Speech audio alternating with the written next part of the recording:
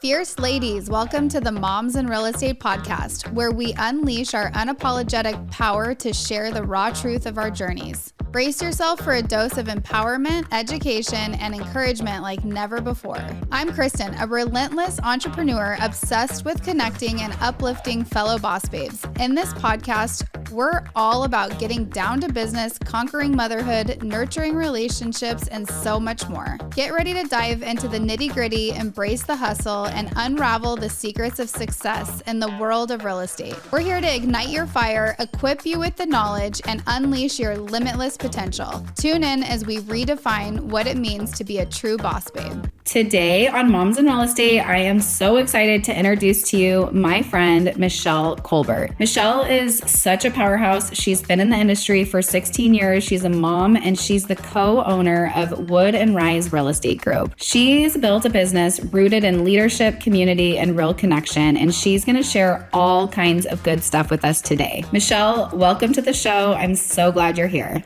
All right. Hi, Michelle. Hey, how's it going? It's going good now that you're here. You guys all know I love my in-person guests, and today is someone that I've been friends with for probably like 3 or 4 years now. It's been a while, yeah. When did we meet? It was like right before Flourish, wasn't it? Yeah, you came to one of my events, and then you've also come to one of my retreats in Paso Robles, and just been able to really see you in your career, and you blossom, and it's been so fun. It has. And same with you. I love all the changes and everything you've gone through, and you look happy and great. Yeah, isn't that fun? I think that in real estate, like, people don't realize like how many great people are in it and how many good relationships you can have. Exactly. Even if you're not at the same brokerage or anything like that, it's still an open book, and we still share like knowledges and challenges. Like we're all in this together. Yeah. And so I love like meeting people in different positions in the industry as well. So do I. So we can just like all connect and talk together. Yeah, we're better together. And the more that people in the industry realize that, the better off they're going to be. So,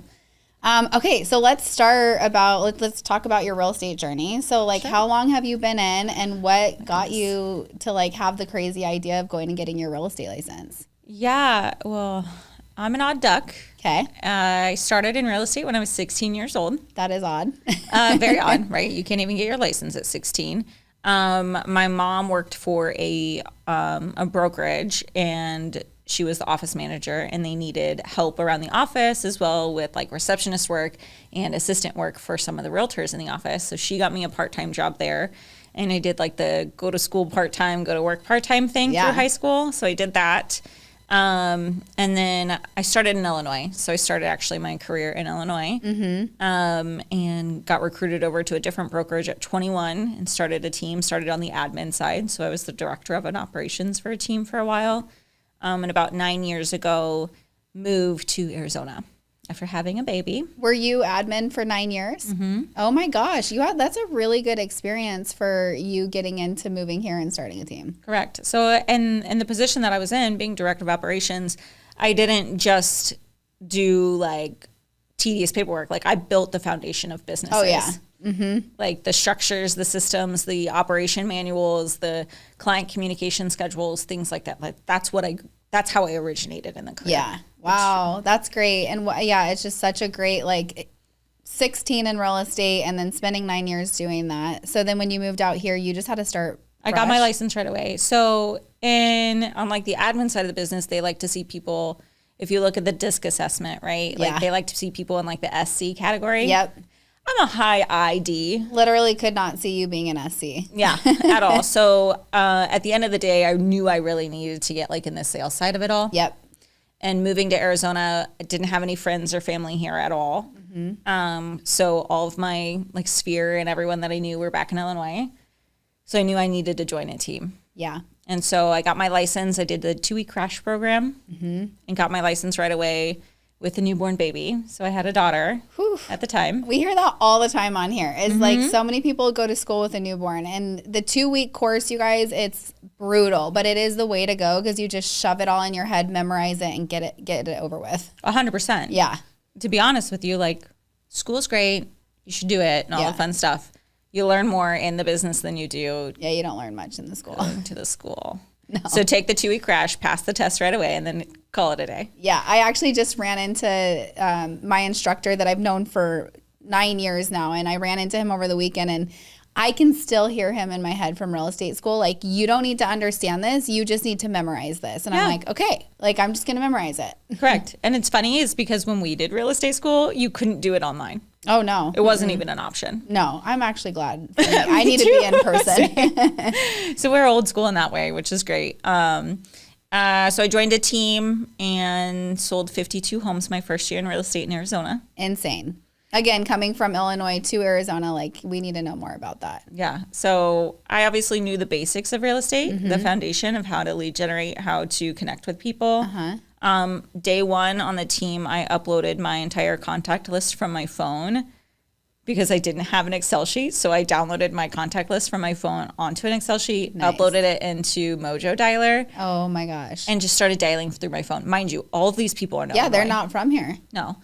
And I got in touch with some a guy I went to high school with, and he's like, oh, actually, my parents are moving to Arizona.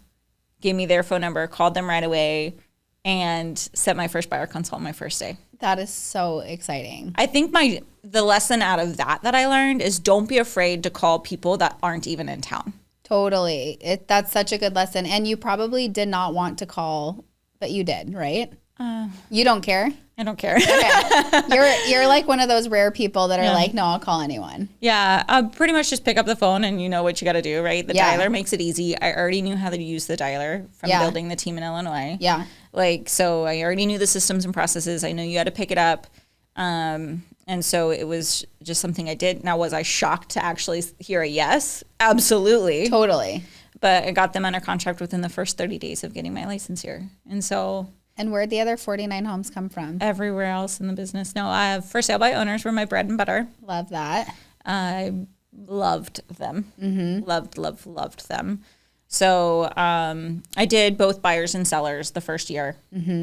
Primarily now I just do sellers, but I do have a team now. So I would say I was on that team for a couple years. And then after having my son, so I have two babies now. They're now 9 and 7.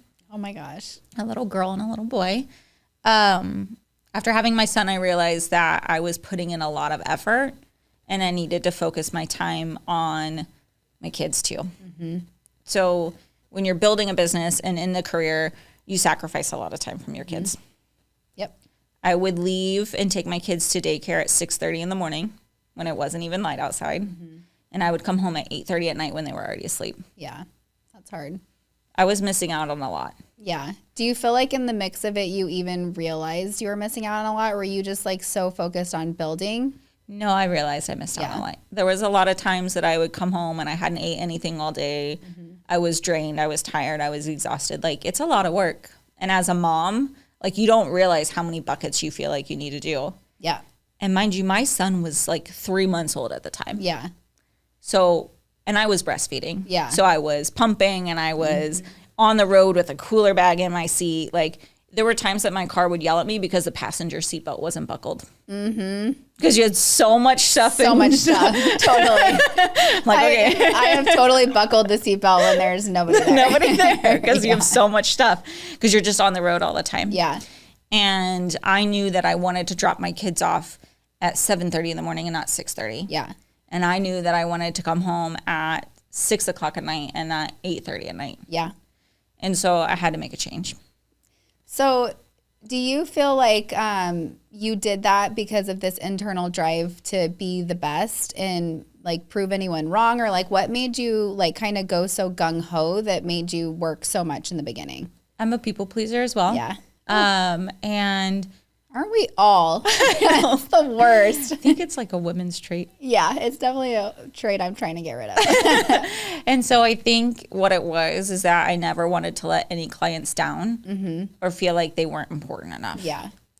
And so what I think shifted for me was that I knew I needed to make a change not only for my kids but for my own mental stability because it's not good for you to do all of that. And I knew I could do it if I could hire the right people to help. Yes. And I could only do that if I went out on my own. Yeah. So taking the leap to go out on my own, and I am super grateful for the team leader that I had on the team that I was. Like, I probably wouldn't be where I am without her. Absolutely. And she completely was supportive and was like, go. That's great. And so in October of 2018, I went out on my own and worked from a bullpen. Yeah. Like literally like a conference table in the middle of the office. Yeah.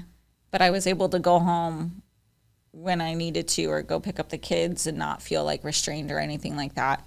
So that was like the journey to starting Rise Real Estate Group, which is my team name, which is fun. And I've continued to build it ever since. I hired my first admin in February of 2019. My goal was June. So I hired her early, That's which is phenomenal. She's still with me today. I love that. Yeah, so it's been 6 years. We just celebrated her 6-year work That is anniversary. so cool. You guys have a fun team. Yeah, it's fun. We're big now. Not big, I wouldn't say. Would you say it's big? I mean, yeah, I think so. There's It's a 10 lot. of us. Yeah. 10 of us. Yeah, there's 10 of us people now. is a lot. Yeah. So we've just been building over the years. And about 3 years ago, we were approached for an opportunity to merge with another team that they had the marketing style that I wanted to do, which was farming. Yeah. Like a specific area, neighborhood. They had the ends, they had the connections, they had the people. Yep.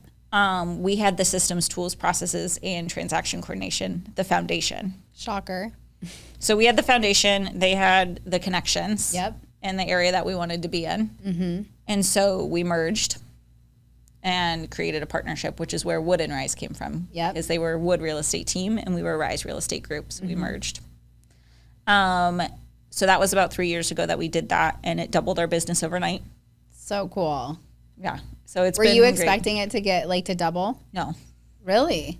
No, I mean, I knew it would get big, but I didn't know it would get big that fast. Yeah. What was kind of like some key takeaways when you merged teams and had the growth happen like that? That it's not always rainbows and butterflies. No. You're going to realize that the partnership agreement that you made is not full, like, it's not bullet point. Like, Yeah. you have to make changes. Yeah. Pivoting. We talk about that a lot. You have to have open conversations. You have to have rough conversations. Yeah. There's a lot of tears shed. Yeah. There was a lot of hours worked as well again there, right? I think the key to success in that, though, is conversations Yes. and community and relationships and openness. Don't you find that like whenever you get worked up about something or someone and then you all of a sudden are like, I'm just going to have the conversation and you do, everything's so much easier. feels so much you better. work yourself up so much. And even if the conversation doesn't go exactly how you want it, you leave feeling like I got that out of my body. Because if that sits in there and you get mad at somebody or you don't have the conversation, it's so much worse. Oh, yeah, 100%. Like, but you'll stew on it, right? Like if you're Yeah. anything like me, like I don't sleep at night before those conversations. Totally. Like just rip the Band-Aid. Yeah, just have the conversation and make it easier. Come to some sort of agreement. There's always some sort of win-win. Yep. I don't care who you are. It's like a real estate transaction, right? Yeah. Like there's always some sort of win-win. Yeah.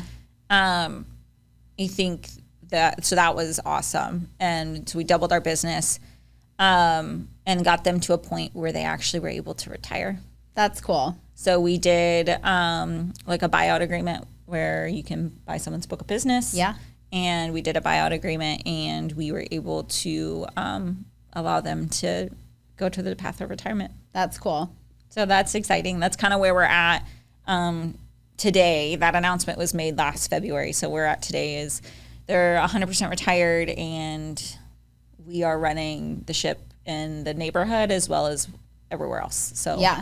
Hi, it's Barbara with your tax coach, and we love helping entrepreneurs save money on their taxes. Here's a quick tax tip. If you're a W-2 employee, it's probably better to have an Airbnb investment property than a long-term rental because Airbnbs qualify as active income. And if you have losses, you can take your active losses against your W-2 income, and it can actually help lower your taxes. For more info, follow us on Instagram at Your Tax Coach or go to our website, yourtaxcoach.com. We were talking before we went on air, and she's done a fantastic job of attaching her name to the community that she farms. And just from watching it on, Instagram, I'm like, you do such a great job. We're always wanting to attach our brand to the things that we align with, and I just think that you've done a really good job farming. what's funny is that my son even associates to it now. Oh, yeah. So like he'll see our logo Uh-huh. like on a sign and he doesn't think it says Wood and Rise Real Estate Group. he thinks it says the subdivision name. Oh, that's funny. You're like, I'm doing a real good job. Yeah, I love that. I'm like, that's not what it says, but that's okay. Like, Yeah, but I get why you get that, or why you're saying that. Yeah. So I think that's cute that you kind of like incorporate your kids into everything. Yeah, and totally. I truly have done that. Yeah. Because we do a ton of community events. Yeah. And they're very family friendly that I can bring my kids to them.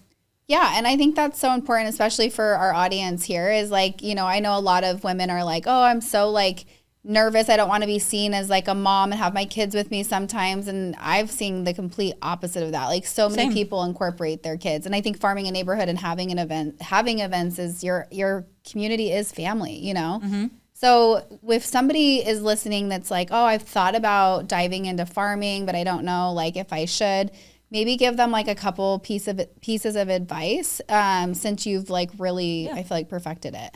I think the biggest thing is getting in with like your HOA. Yeah. So if you're in an HOA, right, like your subdivision where you're at, and I know not the whole audience, like back in Illinois, we didn't have HOAs. Yeah. So I think connecting with whoever's in charge of your area, right? Yeah. Like who's the one that takes initiative to put on community or the key block players. parties or things like that. Build that relationship with them and then volunteer. Yes. Volunteer your time. Yes. Because that means more to them than anything. Mm-hmm. And then just start to build those relationships from there. Yeah, we talk about like being a wing woman to events when you're starting to sometimes, because some people are like, oh, I don't want to put on that full event. Well, if you understand like the people that are running the events are not getting offered a lot of help. And so if you're the person that goes out and is like, hey, I see that you're doing this and I really want to see if there's anything I can do to serve you and to be a part of this, you will stand out so much. Yeah. And so I love that piece of advice. Yeah, and you don't always have to be the face, right? Like to me, it's if you offer a helping hand, you're going to get like reciprocated. Yeah. And so that's something that we try to do is we try to offer as much help as we can within the neighborhood. Yep. And then just building the relationship with people and being open. So yeah, and here's another thing that I know so many people say, and I'm always like, don't think that way. So she farms a community that a lot of realtors farm, okay? So tell me a little bit about having that like scarcity mindset that people can get when they're like, I want to farm a neighborhood, but Cynthia farms that neighborhood, so I can't. Mm-hmm. What's your reaction to that? I guess I'm an odd duck as well. Are you? Yeah, I don't have fear in that aspect. Exactly. So I think don't have fear. Yeah. One, don't tell yourself that you can't do something when you haven't even given it a shot. Yep. It's okay to fail. Yeah. So if you throw an event and it fails miserably, then be okay with that. That can be part of the process. Yeah. Keep showing up. Yes. So I think that's what it takes is you just keep showing up and then eventually something will come from it. Yep. Which is great. Obviously, what am I going with this? I lost my train of thought. We were talking about when someone else farm, like other agents farm the same area. And they have like a fear of trying to get into the neighborhood. I would say just do it. Yeah. And I think that's the simplest thing to say because not everyone's going to like you and that's okay. Not everyone's going to like me. So going in knowing like if I'm going to farm this neighborhood, there's people that are going to connect with me and they might not connect with the other agent and that's okay. Yeah. And that's the thing is like, I know I'm not going to win every single listing in my neighborhood. You just want to win a lot of them. I just want to win a good portion of them. Right. Yeah. Like, and that's all that matters showing up. But something else that we do, because there's a ton of realtors in our neighborhood. Mm-hmm. Especially where you're at. Yeah. But I want to have good relationships with all of them. Absolutely. Because I'm going to have to do a deal with them. Yes, you are. Like, it's going to be inevitable, right? Yeah. So we always do a community over competition, like happy hour. I love that. Where I invite all the lenders and realtors to come together and just get to know each other. Yeah. Hey, Susan, like I'm going to eventually do a deal with you in the neighborhood. I know you live in the area. Let's come together. I'll buy you your first drink. Like get to know me. How do you do business? How do I do business? Like let's build a relationship. Yeah. So when it comes to you showing my house, it's not ooh, I hate you because you do more business than me. Totally. It's hey, she's a normal person. Yeah. I love that. That like, I'm like, how can I throw a community over competition happy hour somewhere? I love that. Yeah. I know. So do you feel like it's other agents really enjoy that? I mean, I know I have a good relationship with a good handful. There's some that obviously still there's a little tension, right? Yeah. But it's not like anything that we can't get past. Yeah. We're adults, right? Yeah. I'm not going to not show your listing because we had beef at one point in time. Totally. Do you remember that one time? Yeah. Yeah, I know, right? That's funny. Okay, so tell me a little bit about balance today. Like, obviously it was not there in the beginning, and I know it can, like, you know, I always say it flows, right? So like sometimes you're doing really well and then all of a sudden you fall off the wagon and you get back on. And so do you feel like you have gotten more to a place of balance? So I think we had a conversation a while ago about how I believe balance is bullshit. Yes, we did. And there's always counterbalance. Yep. Where we have ebbs and flows, and having conversations with people about where you are in your life at that moment. I can tell you right now, I'm probably more quote unquote balanced than I've been in many years. That's great. And I believe that all chucks up to who I've hired. Okay, who is in the position now that I feel comfortable that if a lead comes in, that they can take it and they can run with it, and I don't have to be on top of them. Yeah. Right? Or who on my admin team can step in if I'm on an appointment. Like, if we're in a conversation right now and somebody's trying to show a house and it's an urgent matter, I know I have a team in place that can handle those conversations without me having to stress or worry. Yes. Which that alone gives you so much more balance and stability, like in life in general. Yeah. A lot of personal things have changed in my life over the last few years, like big changes that I never thought expected to happen. And I've had to put my kids first. I don't have an option. Yeah. I don't have any blood relatives here in the state of Arizona. And I'm just going to tell everyone I got divorced, right? Yeah. So I have my kids every other week by myself. And we have sports 4 nights a week. Yeah. So Sports is real.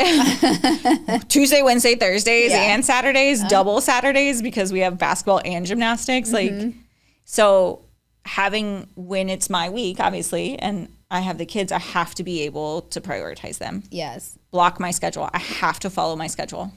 I legit put on my calendar when I'm picking up my kids. I have it on mine too, and drop off. Yeah, I'm like, okay, I have to pick up my kids on Wednesdays at 3:30 because Bryn has gymnastics at 4:30. Yeah. So I have to get her home, get her a snack, get her in her outfit, and then get her across town to her gym. Yep. And then I have to go pick Lukey up from tutoring. So like I have to be able to block that time. Yeah. And be okay with it. Yeah, I think that's the big thing, is being okay with it. It's almost like this business guilt too that we have. I don't think we talk about mom guilt a lot, but there is definitely business guilt, and then you can get sucked in, and then you can be not present. My daughter's 9. She's beyond her years when wisdom. This last Saturday, this is like a personal story, right? Like, so this last Saturday we had a mommy-daughter afternoon. It was just her and I. Lukey went with his dad. Like, it was just her and I. We were going to have a mommy-daughter afternoon. We were going to go shopping and all of the fun things. I got an offer on a listing, a very important listing. That's not, like, it was very expensive. And I wasn't near my computer. I wouldn't be near my computer for 3 hours. And the response time was an hour after I would have been home. So talk about, like, business guilt. Totally. And mom guilt. Yeah. So I was talking to her and I was like, I'm just a little stressed right now. And she's like, what's your stress? And I said, well, like, I have this offer, like, and I need to get in front of my computer so I can, like, fix things and present it and do all of the things that I need to do. And she's like, okay, well, when will you be back in front of your computer? I said, we'll be back at like 4:30. And she's like, okay, so is there anything you can do between now and 4:30? And I said, no. And she goes, then stop worrying about it. She Wow, goes, therapist at 9 years old. Yeah, she was like, just enjoy your time with me. She goes, we're going to go do this and do this and this. She goes, there's nothing you can do if you're not in front of your computer. Yeah. And she goes, and this is what we're doing. So when we get home, I'll do my little thing and you can do your work. But for now, be with me. Yeah. And I said, oh, crap. Like, I love her. Okay, I don't need to, I shouldn't stress about being near my computer when I can't, right? So I think that was awesome, like a lesson. Did it let you let go of it? Yeah. Yeah. I feel like if my 9-year-old was saying that to me, I'd be like, you're right. Yeah, I love that. So, and that's... And everything was fine? Everything was fine.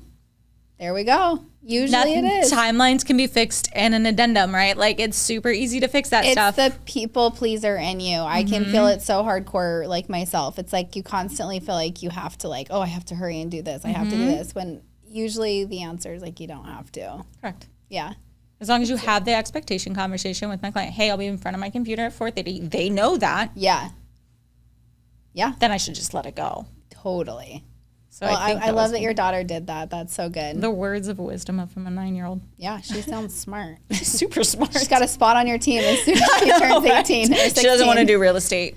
No one's kids want to do real estate when they're like watching. She told me the other day, she goes, I only want to have one kid. I said, why? She goes, because you're so stressed out with 2. I was like, oh, no. You're like, man, that hurts. It's like, well, maybe. That's funny. What about, okay, so let's talk a little bit about running a team. There are so many things we don't talk about when you're running a team. It's a very hard job. Tell me a little bit about some of like your lessons that you've learned growing to 10. Yeah. It's okay to let them go. Yeah. Oh or my for gosh. them to go. I know so many of you needed to hear that. It's okay for them to go or to let them go. Yep. Every path isn't the right path for people. And I think they say average realtor stays on a team for 6 to 18 months before they go on, right? So it's okay. The answer is it's okay. It's okay to restart. Like it's have a bench. Yep. So what that means is continually always be interviewing and having conversations with people. Yeah, I think that's definitely something a lot of team leaders miss. They don't like to look at like, oh, they don't like recruiting. Well, great. There's some news you need to know. You are going to be in the business of recruiting when you are a team lead. Correct. And just look at it like you have to recruit buyers and sellers, and now you have to also recruit real estate agents. And if you don't have the bench, then all of a sudden when someone leaves, you're going to go in panic mode. But if you have the bench, it's okay. Got other people. Like, hey, I got this person that can come on. Like, we're good. Like, we can pivot, right? Yeah. One of the biggest lessons I've learned over the years, because I initially was not like this, is it's okay to be vulnerable. Yes. Right? Like, Was that hard for you? Yeah. It's okay to have a bad day. Yeah. Because what I was doing is I was having like issues like at home personally and things like that. There was like a lot of things going on, and I'd come in the office and I'd put on this face. But then I'd be stricter, I'd be sterner, I'd be a little bit more rough around the edges to have conversations with, because I'm like, I just need you to do X, Y, and Z. It's black and white to me. Yeah. But what they didn't realize is what I was going on behind the scenes. So it's okay to be vulnerable and say, hey, I'm having a day. Yep. If I come across this way, I apologize. Like, I'm just having a day. I just want to get through my things, and this is my expectation. Yeah. So like a how to win with me conversation versus a how to not. Like having those vulnerable conversations and have roundtable conversations with your whole team at the same time. I love that. So what do you guys roundtable often? So we have a monthly team meeting. I think we don't roundtable enough. Yeah. One of the challenges of having a bigger team is getting everyone in the same room at the same time. For sure. That is the number one struggle that we always run into, because we all have lives, right? Yeah. And so that's something that we need to do more of, and I think we're always improving and striving to do better. So. Yeah, absolutely. All right, last question. If you had to partner with a celebrity or influencer on like your next phase in real estate, who would it be? Oh gosh, that's a tough one. If I had to like collaborate with like a celebrity or influencer, yeah. And this is where I come really bad, because I have a social media marketing person and I don't do it. How lucky! I'm like, I don't do social media. Well, I will tell you, it seems like you do, because you guys are doing like the challenges and that fun stuff, and I'm like, oh, I think you guys are doing a good job. A good job for your marketing person. She's doing great. Yeah. Love that. If I had to like partner with like somebody though,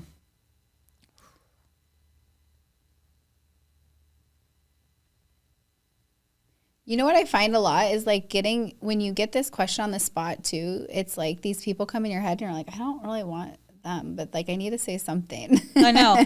So I'm like trying to go through the list of people that always pop up in front of my face. Did Kim Kardashian pop in your head? Not at all. Okay. Did Taylor Swift? No. I literally want to cringe when people say Taylor Swift. I'm like, who else? No, neither of them actually. I was thinking like Mark Wahlberg. Oh yeah, that'd be great. I love one. I think he's hilarious, right? Yeah. I think he's into fitness. I think he owns F45. F45, yeah. He does a great job at promoting that and getting that out there. He's also Marky Mark. Yeah, and he's pretty cute. He's really cute. I mean, I feel like for the first time, maybe like last year, I was like, oh man, he's like getting old. And then that means I'm getting old. I don't know how old he is, but I just was watching Daddy, Stepdad, or whatever that. I don't even know. What was that? The one with Will Ferrell. And I was like, oh, he's like actually getting up there when I'm like, you know, when you start watching him when you're young, and I don't know. I just feel like he's also a very good inspirational speaker and like motivator and things like that. So if I had to pick somebody to come on and motivate and like drive people to do something, I think I would pick him. I love that answer. I think it's good. Yeah. Well, I've loved catching up with you. This isn't coffee, but it's like kind of like coffee. Kind of. It's better than coffee. Totally. Well, if anybody wants to connect with you and they got to follow you on Instagram. They might not get you, but. I don't even know my Instagram handle. Go to Wood and Rise Real Estate Group. I was going to say it's probably your team name. Yeah, go to that one. You can also find me through there. Otherwise, it's Michelle Colbert. So you can follow my personal one or my business one. They both go kind of hand in hand. So awesome. And if you're in the Eastmark area and you ever are looking for a team leader, you guys got to reach out to Michelle. Yeah, fun all the time. All right, bye guys. Bye. Hi, it's Kim and Whitney from Real Social Agent, and we love helping real estate professionals create social media content that helps them grow their business. If you're a real estate professional looking to save time and create more effective content, we're about to make your life so much better. You're amazing at what you do, and we're here to make sure everyone else knows that. From social media coaching to custom content creation, our job is to make you shine. Follow us on Instagram at Real Social Agent or download our free Reels 101 library at the link in the show notes. Thanks, friend, for listening to the podcast. We love having you in our community. If you enjoyed our podcast, please leave us a review or share it with a friend. Also, we'd love to connect with you on Instagram. Go follow us at Moms in Real Estate.